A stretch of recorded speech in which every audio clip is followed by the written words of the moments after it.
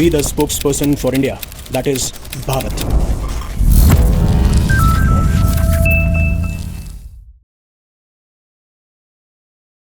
Hello future leader. एक line S Jaishankar साहब के वीडियो से बहुत ज्यादा वायरल हो रही है जहां पे उन्होंने ये कहा, यूरोप के वेपन का इस्तेमाल किया जाता है इंडिया के खिलाफ। यानी यूरोप ऐसे हथियार बेचता है ऐसे देशों को जो बाद में इंडिया के ऊपर अटैक करते हैं। मैं थोड़ी देर में आपको वो पूरी क्लिप दिखाऊंगा जिसके बारे में सब बात कर रहे हैं। और जब ये स्टेटमेंट आया ना कि यूरोप ऐसे वेपन्स भेजता है जिनका इंडिया के खिलाफ इस्तेमाल होता है या ऐसे देशों को भेजता है जो इंडिया के ऊपर अटैक करता है, उस चीज के बारे में इन्होंने डिटेल में बात नहीं कही।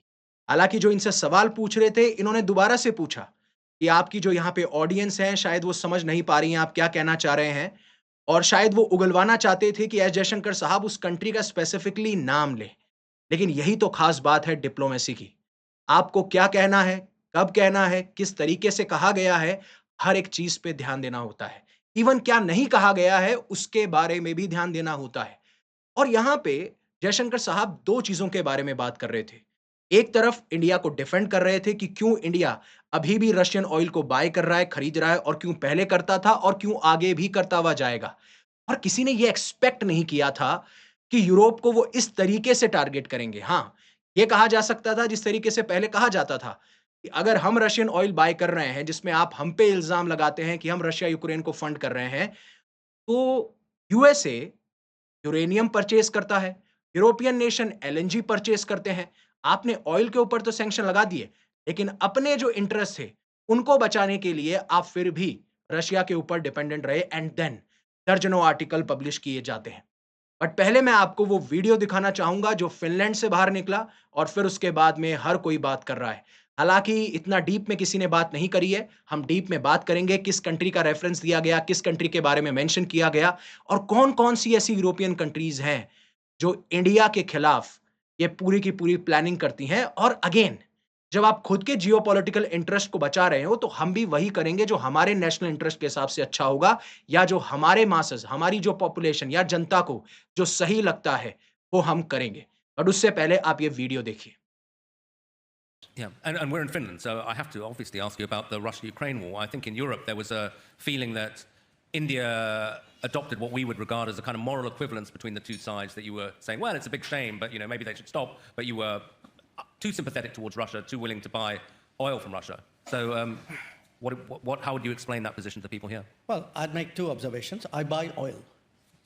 I buy oil based on cost and availability. So at that point of time, much of the oil available on the market was Russian because the Europeans were essentially buying up the Middle East oil, which was our traditional supply. So circumstances pushed us in a certain direction. But since you spoke about moral ambiguity, I would say this, no European country has been attacked with Indian weapons. I wish I could say that for European weapons vis-a-vis India. So keep that in mind. Be more explicit so that people understand what you're saying. Europeans sell weapons which are used to attack India. Not now, for many, many years. We Indians have never done anything to endanger Europe. So I think that's a reasonable point. Okay. अब आपने ये video देख लिया होगा और आपको पूरी picture समझ में आ चुकी होगी। एक जगह बार-बार वही सवाल कि आपने रशियन ऑयल क्यों बाय किया और इसके पीछे का रीजन क्या है। और इसके तहत उन्होंने वेस्टर्न नेशन, खासकर यूरोपियन नेशन को तो टारगेट किया ही, इवन यूएस की जो हिपोक्रेसी है उसको भी एक्सपोज्ड किया। अब एक और वन बाय वन हर एक चीज को डिकोड करेंगे, बट उससे पहले अनअकैडमी आपके लिए एक सब्सक्रिप्शन लेके आया है जिसमें आप 19,999 में लाइव क्लासेस अटेंड कर सकते हैं, हैंडआउट्स आपको दिए जाएंगे एंड प्रैक्टिस सेशन भी होंगे। बट अगर आप अनअकैडमी आइकॉनिक का सब्सक्रिप्शन खरीदते हैं तो ये मिलेगा आपको 50% डिस्काउंट में 29,999 में, जिसमें अनअकैडमी प्लस के सारे फीचर्स होंगे, बट उसके साथ साथ 14 बुक्स, 1-to-1 मेंटरशिप और जो प्रीलिम्स टेस्ट सीरीज है, जो मेंस टेस्ट सीरीज है, वो आपके घर तक डिलीवर की जाएगी, इवैल्यूएट किया जाएगा और इवन आपके यूपीएससी टॉपर्स के साथ सेशन रखे जाएंगे सो दैट आप अपनी तैयारी को एक गाइड कर सके प्रॉपरली। और ये अवेलेबल है सिर्फ फर्स्ट 1000 यूजर्स के लिए, तो प्लीज इस ऑफर को अवेल करना मत भूलिएगा। मेरा कोड है YUVI50, यूवी पाजी वाला यूवी, उन्होंने मार दी 50। अब समझते हैं जब इंडिया रशियन ऑयल बाय करता है, तो क्यों यूरोपियन नेशन सवाल खड़ा करते हैं? देखिए, जब 2022 में रशिया यूक्रेन वॉर हुई और तब यूरोपियन नेशन ने और यूएस ने रशियन ऑयल पे और रशिया के ऊपर सैंक्शन लगाना शुरू किया। अब उस सैंक्शन के तहत हुआ ये कि जो रशियन ऑयल यूरोपियन मार्केट में जाया करता था, अब यूरोप को दूसरा मार्केट ढूंढना पड़ेगा और उन्होंने दूसरा मार्केट ढूंढा भी, जो कि था मिडल ईस्ट।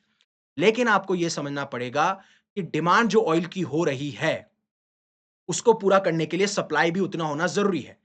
अब मिडल ईस्ट से आप बाय कर रहे हैं, तो बाकी जो कंट्रीज हैं, जैसे इवन इंडिया और बाकी सारे नेशन भी, वो भी मिडल ईस्ट को बाय करते थे, क्योंकि हर एक नेशन चाहता है वो अपनी जरूरतों को डाइवर्सिफाई करे। अगर यूरोपियन नेशन से सेटिस्फाई हो रही है तो वहां से लिया जाए, मिडल ईस्ट से सेटिस्फाई हो रही है तो वहां से लिया जाए, हमारे कोई लॉन्ग ट्रस्टेड पार्टनर है तो वहां से लिया जाए। और ये हर एक कंट्री करती है, इसमें कोई बड़ा सवाल नहीं है। और आप यूरोपियन नेशन पे सवाल उठाएं, आप इंडिया पे सवाल उठाएं, इसका कोई सेंस नहीं है। बट आप अपनी नीड्स को पूरा करने के लिए मिडल ईस्ट चले गए। अब उससे हुआ ये, डिमांड बढ़ती गई और सप्लाई कम। तो अब हम किस तरफ जाएंगे? हम हमारे लॉन्ग ट्रस्टेड पार्टनर की तरफ जाएंगे, जो कि है रशिया, जो हमें तेल अफोर्डेबल प्राइस पे भी दे रहा है और अवेलेबल भी है। तो हमारी जो एनर्जी नीड्स हैं, हमारी जो मासेस की नीड्स हैं, हम उसको फुलफिल कर सकते हैं। और खासकर जब हम स्ट्रेटेजिक ऑटोनॉमी को फॉलो कर रहे हैं, हमारे इंटरनल डिसीजन क्या होंगे, एक्सटर्नल डिसीजन क्या होंगे, ये हम डिसाइड करेंगे, आप डिसाइड नहीं करेंगे। और अगर आप हमारे ऊपर लांछन लगा रहे हैं कि आप फंड कर रहे हैं, तो आप एलएनजी खरीदना बंद कर दीजिए, आप यूरेनियम खरीदना बंद कर दीजिए, आप जिन चीजों के लिए रशिया पे डिपेंड करते हैं वो बंद कर दीजिए। अगर आप वैसा करते हैं तो शायद आप हम पे सवाल खड़ा कर सकते हैं, हमारी नैतिकता पे सवाल खड़ा कर सकते हैं, मॉरल एम्बिग्विटी की बातें करते हैं कि एक तरफ तो आप ये बोलते हैं कि आपको पीस चाहिए, वॉर नहीं होनी चाहिए, शांति बनाए रखें, तो फिर यूएस को भी बोलिए, यूएस को भी क्रिटिसाइज कीजिए। जब आप डायरेक्टली और इनडायरेक्टली यूक्रेन को फंड कर रहे हैं रशिया के खिलाफ, तो आप उसको भी रोकिए, वहां पे कोई सवाल नहीं आएगा। और इसीलिए कहा कि आपने अपनी नीड्स फुलफिल करी, हमने भी अपनी नीड्स फुलफिल करी, क्योंकि मार्केट क्रैश कर सकता था, ऑयल मार्केट में इंस्टेबिलिटी आ सकती थी, हर तरफ एनर्जी क्राइसिस देखने को मिल सकता था। और हमको यूएस ने भी कहा था कि हम अलाउ करते हैं। देखिए, पहली बात तो यूएस कोई होता नहीं है अलाउ करने वाला, बट यूएस भी ये चाहता था कि इंडिया रशिया ऑयल बाय करे, क्योंकि 2022 में यूनाइटेड स्टेट्स को यह पता था धीरे-धीरे ऑयल प्राइसेस बढ़ेंगी, एनर्जी क्राइसिस आएगा। और खासकर अब आपको देखने को मिल ही रहा है यूएस ईरान वॉर को लेके, जब $120 प्रति बैरल से ऊपर चला गया था। हालांकि अभी तो $90 प्रति बैरल के आसपास ये आपको ऑयल के प्राइसेस देखने को मिल रहे हैं, लेकिन आप इमेजिन कर सकते हैं कि किस तरीके की सिचुएशन क्रिएट हो जाती है। और हम आप जैसे लोग इस चीज से इफेक्टेड भी होते हैं। तो यूएस बस चाहता था कि ऑयल की जो प्राइस है वो स्टेबल रहे, इसलिए उन्होंने इंडिया को एनकरेज किया। इंडिया लगातार बाय करता रहा, जिससे जो हम ग्लोबल एनर्जी क्राइसिस है उसको अवॉइड कर पाए। बट इसमें यूएस की भी हिपोक्रेसी है। जब उनको लग रहा था कि ग्लोबल मार्केट में एनर्जी क्राइसिस आ जाएगा, तब तो आपने बोला कि हाँ, हम चाहते हैं कि इंडिया खरीदे, जिससे डिमांड सप्लाई का खेल बना रहे। फिर डोनाल्ड ट्रंप आते हैं और वो रेसिप्रोकल टैरिफ्स लगा देते हैं।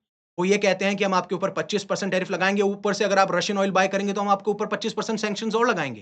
क्यों? क्योंकि डोनाल्ड ट्रंप ने अपने पहले ही कार्यकाल में ये कह दिया था, खासकर जब वो इलेक्शन कैंपेनिंग कर रहे थे, कि मैं एक दिन में रशिया यूक्रेन वॉर रुकवा दूंगा।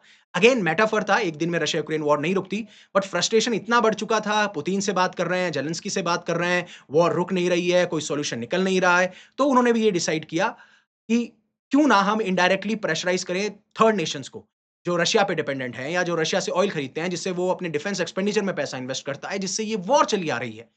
तब आपने हम पे ये कह दिया। फिर जब उसके बाद में आप ईरान वॉर के अंदर इन्वॉल्व हुए, तो आपने कहा कि हम रशियन ऑयल से सैंक्शंस हटाते हैं, हम आपको छूट देते हैं, वेवर देते हैं। पहली बात तो आप हैं कौन? और अगर आप हैं, तो फिर इतनी बड़ी हिपोक्रेसी मत कीजिए, फिर आप ऐसे सवाल मत उठाइए। जब आपने कहा खरीद लीजिए, जब हम खरीद लें, जब आपने कहा हम नहीं खरीदें, तो हम फिर भी खरीदें, तो आपको दिक्कत है। और पहले यूएस को टारगेट किया और ऐसे यूरोपियन नेशन को टारगेट किया। लेकिन सबसे बड़ा सवाल तब आया जब उन्होंने टारगेट किया खासकर यूरोपियन नेशन को। और बिलीव मी, ये पूरी तरीके से प्लानिंग था। एस जयशंकर साहब को पता था कि मैं वहां जाऊंगा, मुझसे ऐसे सवाल होंगे। हर बार हम वही डिफेंड करते हैं कि इंडिया की पॉलिसीज हैं, अगर अमेरिका फर्स्ट है तो इंडिया भी फर्स्ट है, यूरोपियन नेशन फर्स्ट है तो हम भी फर्स्ट हैं, हम भी अपनी पॉलिसीज डिजाइन करेंगे स्ट्रेटेजिक ऑटोनॉमी के तहत, हमारे इंटरेस्ट के तहत। और इस स्टेटमेंट के पीछे सवाल ये है ना, इंडिया अब आपके क्रिटिसिज्म के बिहाफ पे कोई स्टेप ले या ना ले वैसा नहीं करेगा। हमारे जो इंटरेस्ट है हम उसी हिसाब से करेंगे। लेकिन ये बहुत शॉकिंग था जब इन्होंने ये कहा कि यूरोपियंस तो ऐसे देशों को वेपन्स भेजते हैं जो इंडिया को अटैक करते हैं, यूरोपियन नेशन ये डेलिबरेटली करते हैं। तो इसका मतलब ये है कि यूरोपियन नेशन को टारगेट करते हुए उन्होंने साफ-साफ ये कह दिया कि आप भी कोई दूध के धुले नहीं हैं। आप जो हमें टारगेट कर रहे हैं। और फिर जब जिस इंसान ने सवाल पूछा था उसने पूछा कि पहले क्लियर कर दीजिए। अब ऑब्वियस सी बात है, आप नाम नहीं ले सकते। और यहां पे उन्होंने कहा कि आज तक कभी भी इंडियन वेपन के थ्रू यूरोपियन कंट्री पे अटैक नहीं हुआ, लेकिन यूरोपियन वेपन के थ्रू इंडिया पे जरूर अटैक हुआ है। अब देखिए, यूरोपियन नेशन के अपने इंटरेस्ट है, हमें कोई प्रॉब्लम नहीं है, लेकिन अगर आप हमसे ऐसे सवाल पूछेंगे तो ऑब्वियस सी बात है, हमें प्रॉब्लम होगी। और अगर एस जयशंकर साहब, हमारे प्राइम मिनिस्टर नरेंद्र मोदी या फिर डिफेंस मिनिस्टर ऐसे स्टेटमेंट दे सकते हैं, तो ये स्टेटमेंट उनका तब भी आना चाहिए था जब हमारी शिप्स पे अटैक हुआ या फिर ऐसी शिप्स पे अटैक हुआ जहां पे इंडियन सेलर्स थे। वहां पे चुप नहीं रहना चाहिए था, वहां पे भी ऐसे बोल्ड स्टेटमेंट आनी चाहिए। यूएस को आप सिर्फ कंडेम कर दो इन स्ट्राइक्स के लिए, दैट डज नॉट मैटर। आप बार-बार कब तक कंडेम करते रहेंगे?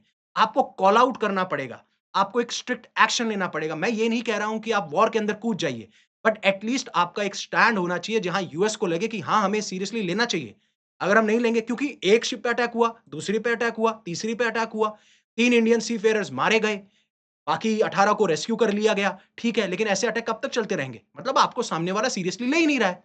मैं ये नहीं कह रहा हूँ वॉर में कूदें, और वो नेसेसरी भी नहीं है, बहुत सारे फैक्टर्स उसमें रोल प्ले करते हैं, बट आप जैसे बांग्लादेश को एक ऐसा स्टेटमेंट देते हैं, आप नेपाल को देते हैं, आप पाकिस्तान को देते हैं, आप यूरोपियन नेशंस को दे रहे हैं, आप यूएस को भी दीजिए ना।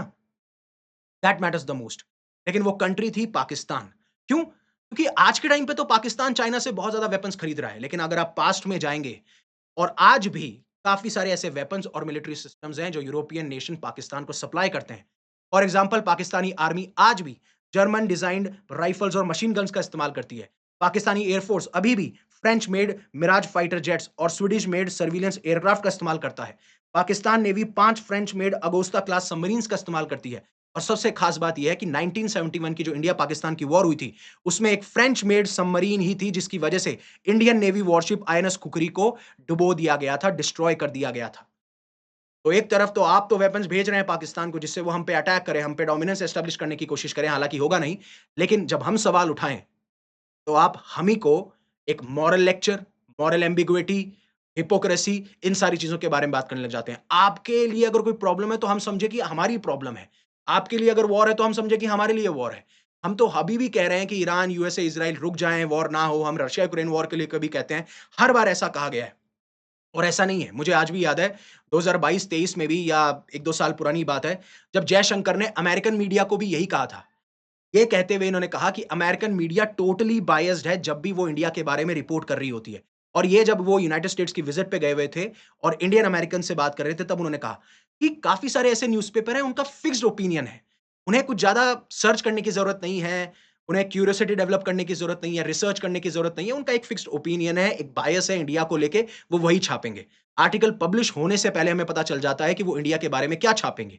लेकिन दिक्कत अब ये है ना, जो लोग, जो कंट्रीज ये समझते थे कि हम इंडिया को इन्फ्लुएंस कर सकते हैं, अब इंडिया इन्फ्लुएंस होता नहीं है एक्शन से। और ये सबसे बड़ी दुखती रग है यूरोपियन नेशंस के लिए, ये सबसे बड़ी दुखती रग है यूएसए के लिए, और यही प्रॉब्लम हमें देखने को मिलती है। इसीलिए इनके फिक्स्ड ओपिनियन होते हैं, इसीलिए ये बायस्ड होते हैं, और इसको इन्होंने कॉल आउट किया था। और सबसे खास बात ये थी कि ये लोग अब डोमेस्टिकली, मतलब इंडिया में सक्सेसफुल नहीं हो पा रहे, तो बाहर से ऐसे नैरेटिव फैलाते हैं कि इंडिया में तो ये प्रॉब्लम है, इंडिया में ये इशू है, इंडिया में ये बायस है। और आपने देखा होगा, हर बार हर एक मीडिया, नॉर्वेन मीडिया ने अब किस तरीके से प्राइम मिनिस्टर नरेंद्र मोदी को पोर्ट्रे किया था, वो भी आप सबको पता है, और किस तरीके से हमें बार-बार टारगेट किया जाता है, ये मुझे बताने की आपको ज़्यादा ज़रूरत नहीं है। हालाँकि इन्होंने ये कहा कि अमेरिकन शायद इस पूरी सिचुएशन को ना समझे, लेकिन जो इंडियन अमेरिकन्स बाहर विदेशों में रह रहे हैं, उनको इस चीज़ को समझना चाहिए, और इस नैरेटिव को डिस्ट्रॉय करना उनकी भी उतनी ही रिस्पॉन्सिबिलिटी है। तो ऐसा नहीं है कि जब वेस्टर्न नेशन और यूरोपियन नेशंस और यूएस हमें टारगेट करता हुआ नहीं आया है, हमें पहले भी टारगेट किया है, आज भी टारगेट किया है, आज ज़्यादा इसलिए टारगेट किया जा रहा है, क्योंकि ना तो हम यूरोपियन नेशन जो हमें डिक्टेट कर रहा है उसको फॉलो कर रहे हैं, ना यूएस जो हमें एक कंसिडर किया करता था कि they are my junior partner, और इंडिया हमेशा सोचता था कि अगर आपको हमसे रिश्ता रखना है या हमें डील करना है, तो आपको हमें बराबर रखना होगा, इक्वल स्टेटस पे रखना होगा। आप हमें जूनियर पार्टनर की तरह ट्रीट नहीं कर सकते, और यही रीजन है कि हमारे ऊपर पहले टैरिफ्स लगाए गए, एंड अगेन इंडिया को पता था, वेट एंड वॉच की पॉलिसीज कीजिए। इस तरीके से सुप्रीम कोर्ट ने पहले डिक्लेयर किया, फिर अब तो सेक्शन 301 के तहत अगेन अनफेयर ट्रेड प्रैक्टिसेस के तहत हमारे ऊपर 12.5 एडिशनल ड्यूटी टैरिफ्स की बात की जा रही है। तो ये चलता रहेगा, बट इट वाज गुड, और अच्छी बात यह है कि ये इंपॉर्टेंट है कि इस बार यूरोपियन नेशन को टारगेट किया गया है, पाकिस्तान को कॉल आउट करके। तो ये थोड़ा स्मार्ट मूव था, अच्छा मूव था, हालाँकि काफ़ी लोगों को समझ में नहीं आया, इसलिए that's why I have brought the video for you. So thank you very much for giving me your precious asset, that is your time. Stay safe, stay happy, take care. जय हिंद, जय Bharat, and always remember one thing: live in such a way that universe will be proud of you.